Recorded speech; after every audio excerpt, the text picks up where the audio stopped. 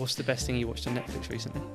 Oh, I'm looking forward to watching Emily in Paris. I'm not going to lie, yeah. But no, unfortunately we actually got Wi-Fi at the moment. Have you not? So we're piggybacking off the downstairs, below us. No. So they do know, but it only means that there's basically my home office has Wi-Fi and nowhere else does. So and that's not got a TV in it. So the main we're kind of off grid in terms of that sort of time, but we're just having to watch BBC and ITV and all that kind of normal rubbish. That's my favourite thing. Yeah. We went away for a month. I worked abroad and we did half working, half playing. Yep.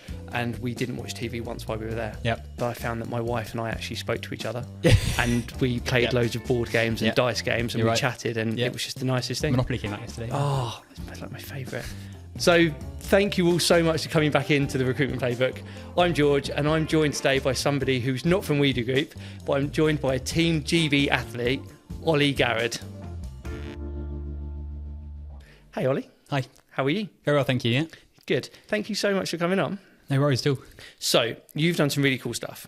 And what I mean by that is you qualified with BDO, you were there for 10 years, you led their technical accounting function, you now work for Kroner doing a really fun job in that kind of sense, but you also hold a couple of world records, one for the number of Parkrun first place wins and one for the 40-mile run.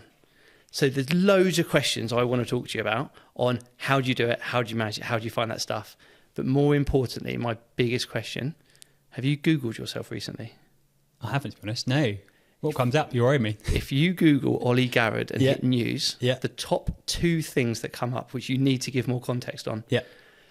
Man wins half marathon while on stag do in Bournemouth. What's that story?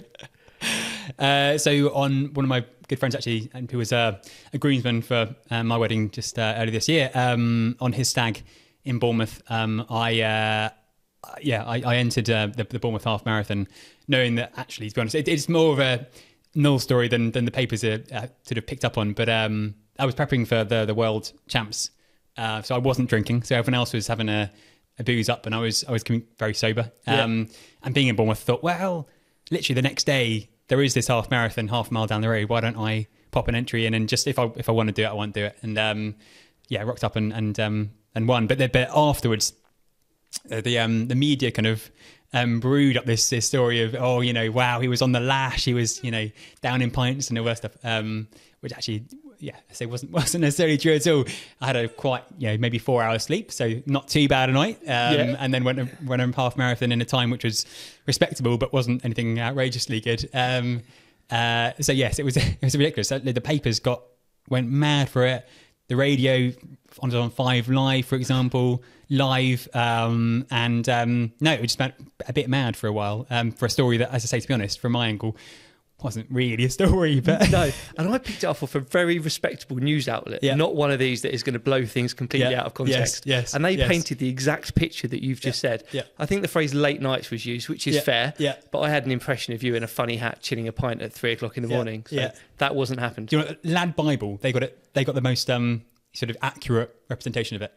BBC, everyone else got it completely wrong, but Lad Bible, of all people. So I read it on BBC, and I saw it on Lad Bible, and I've already read it on the Beep, so whatever. Yeah. The other one, I think, is a congratulations story, because you got married a couple of months ago. Thank you. And you got married at a parkrun by the looks of it, or at least you did nuptials. Yeah, parkrun in the morning. So we were always, the plan was to get married on Saturday, because parkrun is very much a ritual that me and my wife obliged to each week, so we managed to combine it with Mole Valley Parkrun in the morning as a way to bring in a whole load of other guests that wouldn't otherwise be part of the day from our kind of running communities. So it's fabulous. So we had a little pre sort of ceremony there, and then I went round and ran it as kind of full groom attire with a top hat and everything else, and my wife was in a kind of white dress, bride sort of attire. So brilliant. And then the wedding actually afterwards. But yeah, what a lovely story. So was the ceremony at the parkrun, was that legally binding? No. We actually legally got married in a registry office a few days earlier to keep that sort of separate as well. But we had a ceremony at Parkrun. We've got a good friend, James Thomas, who's He is actually legally able to carry out marriages. So he did a sort of a bit of a ceremony for us at the Parkrun, and then we had a proper ceremony as well at Horsey Towers in the afternoon. Awesome. So, yeah. Well, congratulations. Thank you very much. So we're obviously here to talk a bit more about your career. Yep. So do you want to start by giving us a quick run through what you did, how you, I guess, came to qualify, Yep. and then how you came to where you are now? Yep. So I went to Exeter University, did econometrics. Far too mathy for me, kind of wanted to stray something more into the business line. So I came towards the end of that degree and applied to everywhere under the sun for a grad scheme. And it was kind of tossed up between Royal Mail to be an ops manager, which would be a very different career path, or to go into the Department for International Development. Again, very different. And the final one was BDO for their grad scheme to be an accountant and an auditor. And I kind of thought that probably opened more doors, given it didn't just come with a job, it came with a qualification as well. So the ACA obviously going with me, and regardless of whether I wanted to continue in that kind of career path, at least I'd have something to my name after a few years that I could then carry out. Have you read the book Shoe Dog by Phil Knight? I haven't, no.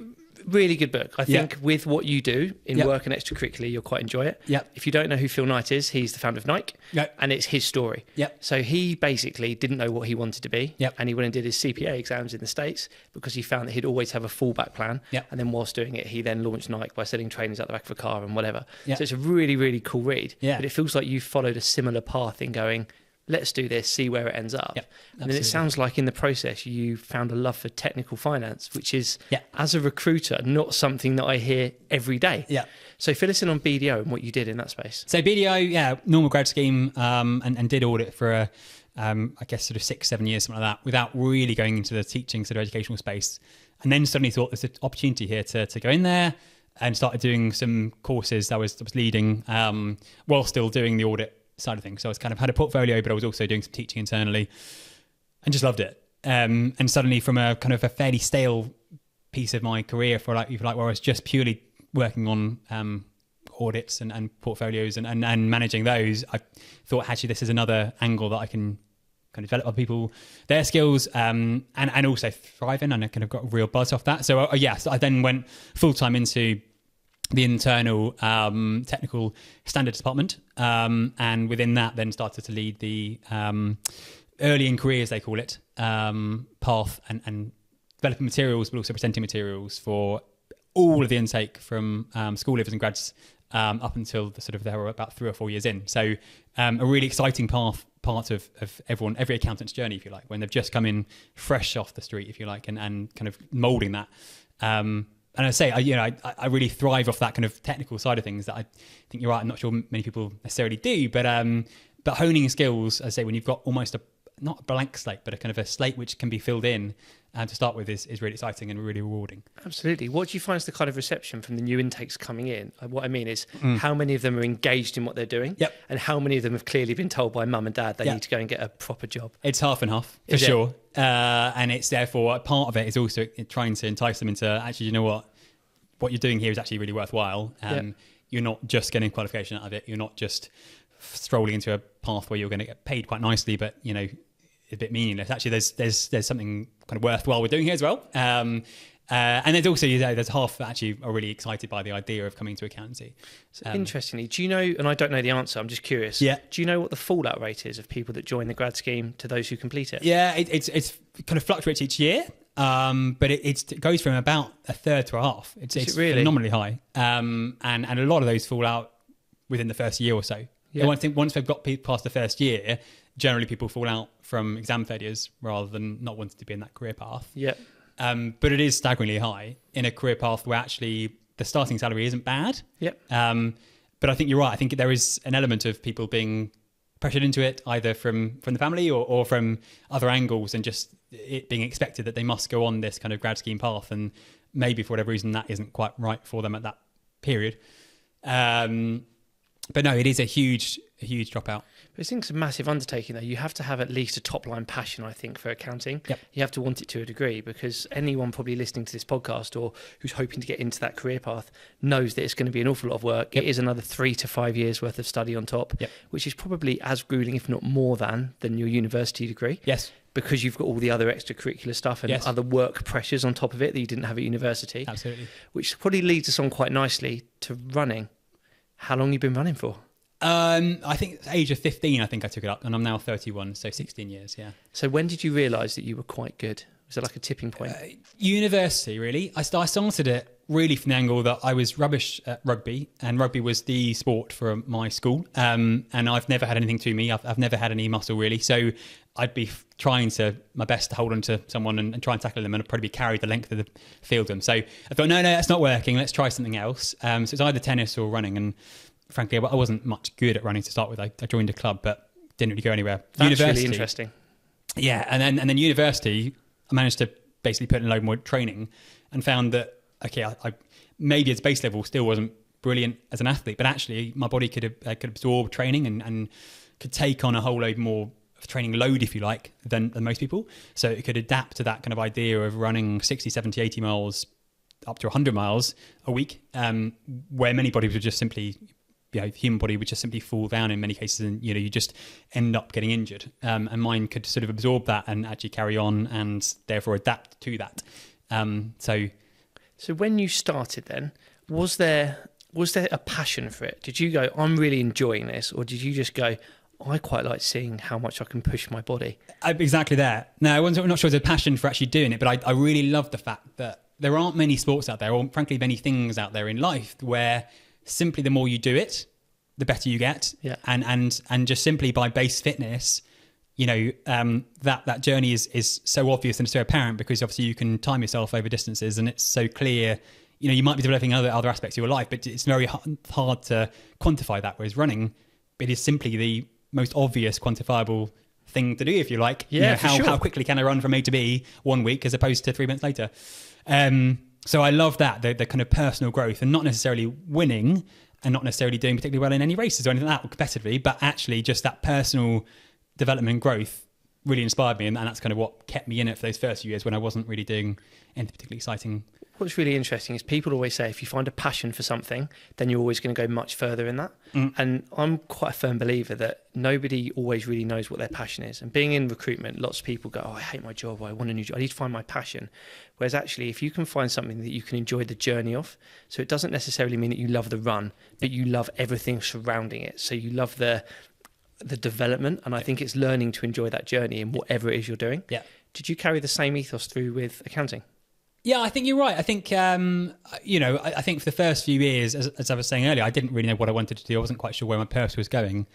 And let's face it, there are angles of accountancy and audit which aren't the most exciting in their own right, but they add into this kind of picture, and then you suddenly you realize, okay, for example, as a trainee, often you're going to be told, vouch all of these 150 invoices to something. Oh, crikey, what is the point? Yeah. What, pulling your hair out, thinking, what on earth am I doing in life here?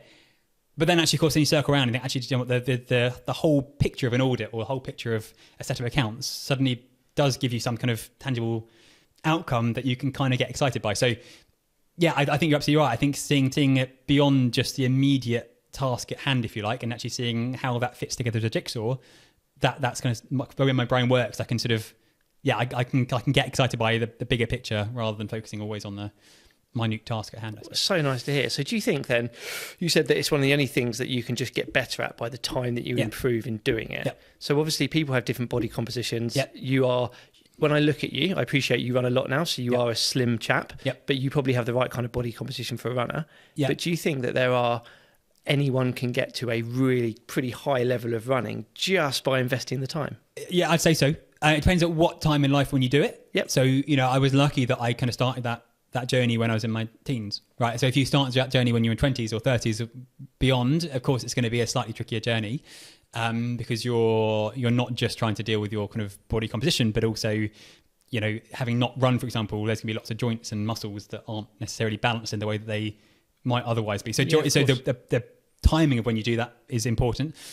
But I think everyone can get to a certain base level of fitness, and the idea, the things like couch to 5K, for example, couch to 10K, whatever, they really are things that, that do inspire people, but actually are true. Everyone can get off the couch and run 5K. And this idea that people have blockers to that in their lives, there's no question. But actually, if you were able to take away those and just purely focus on just getting out and doing a few miles and seeing where that body, seeing where that took you rather as a body, then There's no question. Absolutely anyone could get to a certain level. Now, is at the highest level? Possibly not, but you can certainly get to a level where you could run freely and be fit in a way that I think, a lot of the population kind of aren't right now. And I think, I think there's something, I don't know, part of it is possibly, I don't know, straying into a different idea here, but around resilience, I think.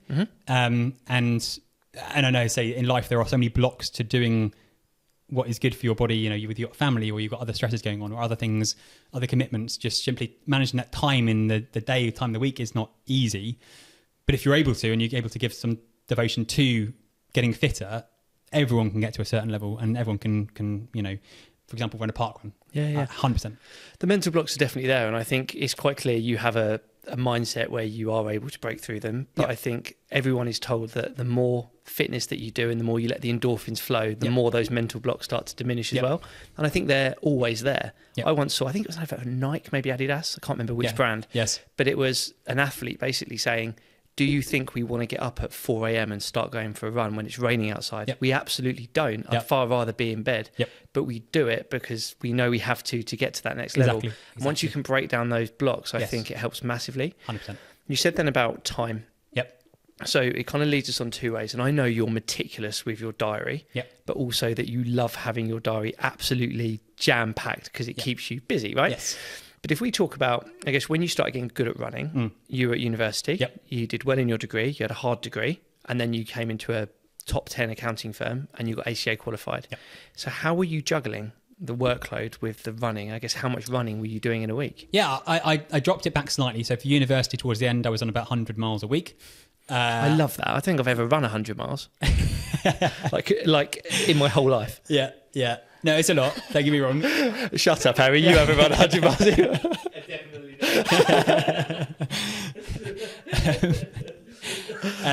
not. So and obviously dropped that back considerably to maybe 60, 70 miles when I was training. I also, there's ways that you can combine sport into everyday activities, right? So, for example, I had to commute from Epsom to Guildford, which is about 20 miles from my work. And so I would ride bike, or I would run, or I would, somehow take a bus halfway and then run from there. And there's various other ways that you can kind of kill two birds with one stone. And I think commuting and using that to your advantage where you can, to include some kind of activity, if you like, whether that's walking or cycling or running, whatever it is, was definitely helpful for me. So I dropped it back, but I kind of utilized what I'd already got committed to, if you like, in terms of journeys that I could use running for. And other things that, I sit on lots of committees, for example. So I would run to those committee meetings, that sort of stuff where, you'd arrive a bit sweaty, but the context where it's fine to do so, I kind of just utilised to my advantage, if you like. So, yeah, it's so interesting here. It's incorporating into day-to-day stuff. Exactly. People say take the stairs, and you've taken that to a whole new extreme of run to work when it's 20 miles away. But the premise is awesome. So fill us in how you got to where you are now with Chrono Eye. So I, as you say, was at BDO for about 10 years. Got to the end of that, delivering lots of training live, in person and online, but progressively it was more and more in person. From that angle, kind of that work-life balance wasn't working quite so much for me, and I was trying to do back up to this 100 miles, sort of 110 mile weeks, but trying to combine that with lots of residential courses, which were great fun but quite relentless. Chrono Eye offered me a different outlet and a lot more. So I'm officially home-based, and it means that I have suddenly that commute time back, but also I can manage my diary in a way that fits completely what I want to do, rather than having anyone else impose anything else on me. So Chrono Eye basically is a completely different side of the fence, if you like, from BDO, and I work with a firm. We're delivering technical material to other smaller accountancy firms who don't have their technical faculties. And so I basically do that all from home, and it's writing, and it's doing webinars, and it's doing online, we're creating online CPD courses. Amazing. And I think what that's managed to do is link in your passion for training with your passion for technical finance, which I want to talk about. Because when I speak to candidates, say I speak to somebody who's just qualified in audit, 99 out of 100 of them go, get me the hell out of here. I don't want it anymore. I'm pulling my hair out. go and get me a job as a business partner. Yep. And people want this sexy commercial role. And actually, I think stereotypically, technical accountants have a bad rep for being really introverted, dry behind a computer screen, not able to do the business partnering skills. Yep. But it feels like what you're doing is trying to make technical finance cool again, Yep. and educate people that actually there is something great here that we should be doing more of. So what kind of advice could you give to those looking to come into an accountancy qualification and going, oh no, I'm going to be a business partner in 5 years? Like, how can they harness that passion for technical finance? So I think there's two angles to think about it. The business partner, I think, angle is sexy for sure, but also stressful. It's a hell of a lot of work, and there's no real let up at all. And the way that audit and assurance and accounting is going, it's more red tape and it's more scrutiny. There's more fines coming down from the top end on individuals in a way that just wasn't the case previously, right? So you are exposing yourself potentially to a lot of risk being a business partner as well. If you're a partner with a firm, sure you are, but even if you're a manager, you can now get fined for what you would seem as potentially quite easy pitfalls. So there's that angle. The second angle, I think technical accounting, teaching it and I find is really rewarding from the angle that I am passing skills on to other people. So I think within a lot of people there is this kind of this need, if you like, nurture to pass on skills, and within accountancy there's very few angles that you can really do that in. So it kind of tends to that. I would have, if I'd taken a different career path, I might have been a teacher, for example. And it kind of, for me, it does that. And I'm sure there are people who are similar to that kind of mindset of I say it's rewarding in a way that I'm not sure. And it's very much people focused in a way that otherwise you're kind of generally focusing on companies or numbers. And I find that's rewarding in a different kind of way to your typical accountancy. What it feels like you're really good at doing is in any element of your life, be it in sport, be it in work, be it in, I presume, other areas, you can take an object that on the face of things could seem dry or dull or boring or you don't want to do, and you're able to find the fun in it. Yep. And I think that's such a lovely thing for people to hear, whatever career path they're going into, finance or otherwise, to just go and have fun and enjoy the process of doing it, I think. Yep. Can we talk about your world record run? Okay. At what point in your career did you do it? This is only a year and a half ago. So you were with Chrono Eye? I was with Chrono. No, I wasn't. I was just towards the end of BDO. Cool. Right at the end. So how do you juggle? I appreciate that your role wasn't audit anymore. You were in a training capacity with them. Yep. So I presume there's a little bit more flexibility on your diary. Yeah. How do you go about training for a 100-mile world record run and hold down a job? To be honest, it was same training as normal. Really? So around about 90, 100 miles training a week. What I will say is, but just beforehand, so I kind of met my wife, or I've known her for years and years and years, but I started going out there probably about 4 months ahead of the world record. And she flipped my diet around a little bit. So I was taking on more supplements and I was being a bit more careful, an area that I haven't really focused on. I've kind of always had this mentality of, well, you only live once and not everything can be focused around the sport kind of, gains and actually enjoying a nice diet of not unhealthy, but all sorts of things is good. And it is good, but also then you've just got to make sure that the gaps because of your diet are filled. So for example, taking on B12 was one of the kind of key things, and loads of other supplements. And I think that had a huge bearing on it. But actually other than that, just my kind of normal fitness level from doing 100 miles a week kind of got me to that level of being able to knock out a world record. And if I'm honest, it wasn't really targeting it. I just kind of stumbled into it. Well, I knew I was going to do a 40-mile race on the track, and I'd done it a few times before, but I wasn't really targeting it as an A race at all. I felt good that week going into it, and I hadn't structured my training around it really at all, but I just felt a bit of a buzz. I thought, my body's feeling really good here. And whatever I'd done that weekend, I would have probably put down a good performance, but by sheer luck, it tended to be that 40-mile race. So did you, the way your body was feeling, did you know before the gun went off that you were going to try for the world record? Yes, yeah. You did? Yeah, so I felt really good during the week, and I told everyone around me, within the sort of maybe the last 4 days beforehand, I said, I'm going to go for it, the world record. Wasn't outrageous. It was kind of like I was within my grasp. I'd run 4 hours before for 40 miles. And I needed to run 3:48, and that sounds like a lot, but it's not huge over each mile. So I thought, it's not crazy. A few weeks prior to that, I'd broken the English record for 50k. Yeah, which obviously is 31 miles, 40 miles, kind of thought, actually, you know what? I banged it around my head thinking that's not crazy. So I told everyone under the sun. I told even the people we were staying with their B&B, at breakfast the morning of. I was like, I'm going to go for it. And I think by telling everyone around me, I convinced myself it wasn't quite so crazy. Because obviously the time wasn't crazy, but just the idea of being audacious enough, if you like, to go for a world record was kind of a bit alien to me. Thinking that is quite ballsy to be able to, to even consider going for a world record. I'm an okay runner, but I'm not that kind of caliber. I'm not Olympian. I'm not, but I think by convincing everyone else around me that I was going to do it, I think internally I also convinced myself that to have the confidence, if you like, to just go out and give it that hit. It's fantastic. You then become accountable, right? Exactly.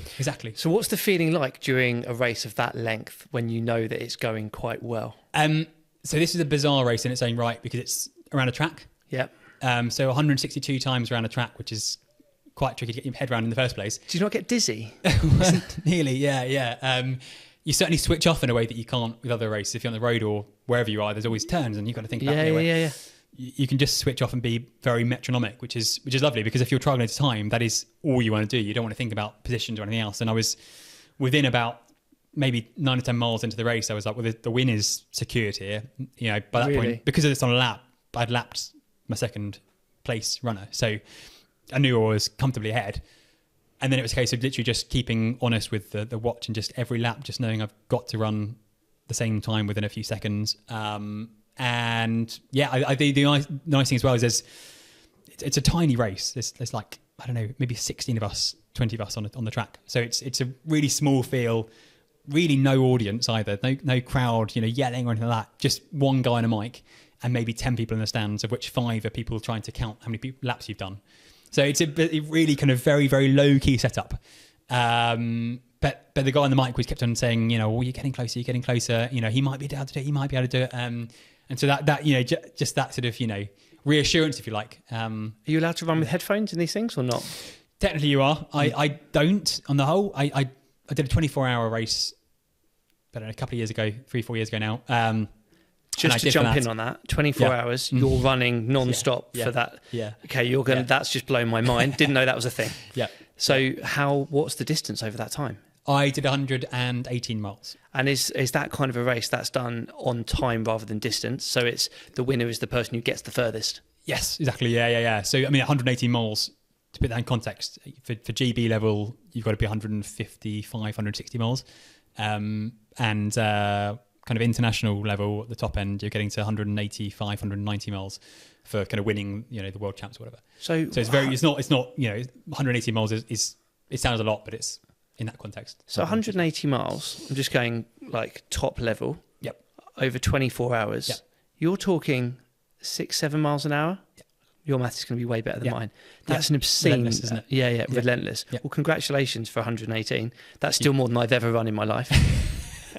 So you touched then on, I guess, the metronome, as it were, in running. Yeah. So do you find it quite a meditative space when you're running? I do, definitely. I think I solve a lot of problems in my mind, just generally I go out for an easy half an hour and I'll give myself that mental headspace that I just, sometimes you can't get if you're just sitting behind a screen or, just by taking yourself away from everything else in life. And particularly if you go on a route, I've got some lovely routes around me that I'll go out on the trails around Ashley Common, Epsom Common, and you won't see anyone else. And you'll just be there with your own mind and just taking in nature. And that just gives you I think it opens my mind. And suddenly, any troubles I've got, I can just work through calmly, methodically. And by the end of the run, whatever I've taken out with me in terms of a challenge mentally, I've normally found some kind of a solution or at least a path or something there that I can play with. So yeah, it absolutely gives me headspace. So lovely to hear. So what kind of a difference do you think running has made in you as a person, as a whole? So I think firstly, it's given me a huge amount of confidence. Mm-hmm. So I think having something that you can, say, be passionate about, but also something you can be kind of think, actually, I'm actually really I'm quite good at this, gives you some kind of confidence. You walk in a room and you've got something that's kind of on your name, almost, your CV, we always think about being qualifications and your job's been on anything else, but actually what do you have that stamps you as you, and what, can you be confident about yourself, be that passion, be that family, whatever it is. For me, that's running right now. And I think that gives me a huge amount of confidence walking in any kind of room that I've got that kind of on my back. And I think secondly, I think going back to that kind of mental space, as you're saying with the diary and stresses I've had in trying to pack everything in, I think a lot of people would find potentially they'd burn out by having so many things going on. Beyond working, I also play in a band, and I'm on a lot of committees. So I've got quite a lot of different things going on. But actually, I find that by running, that's a nice leveler that I say can just, from a mental kind of angle, keep me really balanced. So there's that as well, I think. Awesome. So what's next for Ollie Garrod? Coming up immediately, I've got the Great North Run, I've got Jersey Marathon, and next year is really the big target will be London. So I've done London Marathon 10 times now. So what's the record for London? So my personal record is 2:22. And what's the actual record? Is it 2:22? Sorry, for my... No, for the London Marathon. Do you hold the London Marathon record? Oh, no. No, sorry, that's fine. I mean, what's the record for the... Oh, I think 2:03, I think it is. Okay, yeah. No, it's quite a way out. No, I'm never going to get that. But I want to go sub 2:20. Yeah, awesome. And that's kind of always been a benchmark in my head, thinking if I can go sub that, then I've kind of stamped my name on the sport a little bit more. What's really interesting is I was wondering if you were going to go, there's a world record in XYZ that I'm going for. Yeah, say that there's a 50-mile world record, which currently, if Jim's Walmsley, have you ever had Jim Walmsley? I can't lie and say I have, I'm so sorry. Yeah, no, fine. So American guy, and he's done, I'm going to get it wrong in my head now, I think 4 hours 54 for 50 miles. And I did 3 hours 45 for the 40-mile world record. Yeah. So if you do the maths in your head, that's not crazy. I mean, obviously it's another 10 miles when you're absolutely knackered from doing 40 miles at quite a pace already, but I kind of in the head think that's not completely out there. So I wouldn't rule it out. I've got to think about where I would do that and how I would do that, because there aren't that many 50-mile races around. And so Jim had to get, I think it was Hocker to organise a race for him out in America to get it. And obviously I haven't quite got that kind of level of stature. He's a big dog out there. He can, do whatever he wants. Yeah.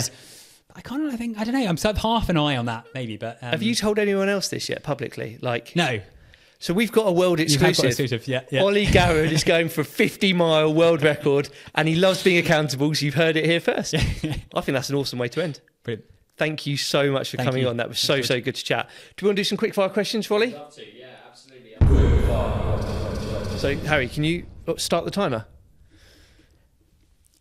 So, Ollie, what's tougher, a day in the finance world or running a 100-kilometre race? Day in the finance world. What goes through your mind during those last few miles of an ultramarathon? When's the finish line? What's the most important lesson you've learned from running? Stay calm. What parallels do you see between the discipline required in finance and the discipline needed for ultra running? Well, I say keeping accountable. Perfect. In finance, there's often a focus on long-term gains. How do you balance that mindset with the immediate demands of a race? Sorry. In finance, there's often a focus on long-term gains. How do you balance that mindset with the immediate demands of a race? That is a tough question, though. He was absolutely killing it. I'm not helping your cause now. Long term. You can have a free pass if you like. Of course, Yeah. Finance or running? Which one gets you out of bed faster in the morning? Running. What's worse, a marathon of back-to-back meetings or an actual marathon? Back-to-back meetings, 100%. Have you ever used a running analogy to explain a finance concept to a client? Loads of them. Yeah. Last question, Did it work? I thought so. I don't. Of course, the thing is, the room isn't full of runners always, is it? So it lands in different ways. Play to your audience, right? Exactly. Awesome. Congratulations. I think you've done the most questions we've ever had, so thank you. And as always, thank you guys so much for listening. I've been George. I've been Ollie. And hopefully we'll see you next week. Before you go, please do not forget to like, subscribe, ring the bell, tell your friends, and hopefully we'll see you again next week. Thank you so much.